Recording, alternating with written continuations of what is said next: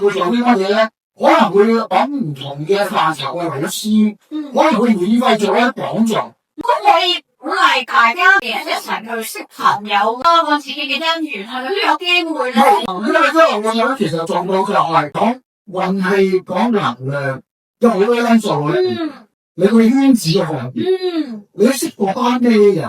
如果嗰班都係好積極啊，或者有正常職業啊，甚至乎佢對人好好啊，好幫助人啊，喂，你同呢一班人喺埋一齊。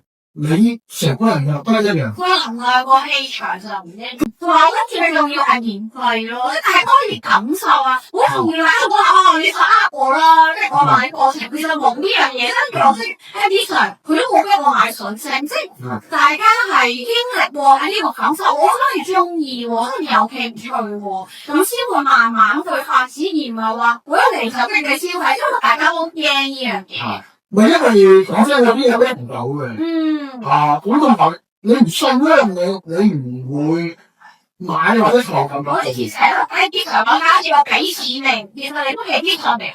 係啊，希望做到嗰樣嘢咧，其實咧做到一個 club 嘅感覺，會嘅感覺，即係一班人咧，可能其實你可以隨時揾水晶，我幫你話。你想做運動嘅，幫你做。你想上啲乜嘢課程，我幫你講啊。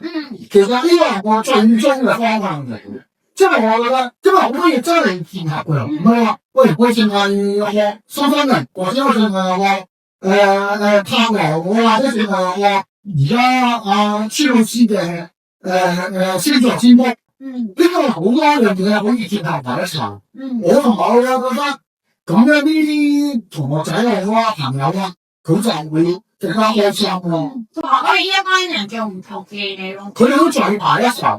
喂，點解唔裝埋佢哋後邊講？好。好，咁我今日咧就差唔多啦。咁下個星期我哋試集再見啦。好，拜拜。拜拜。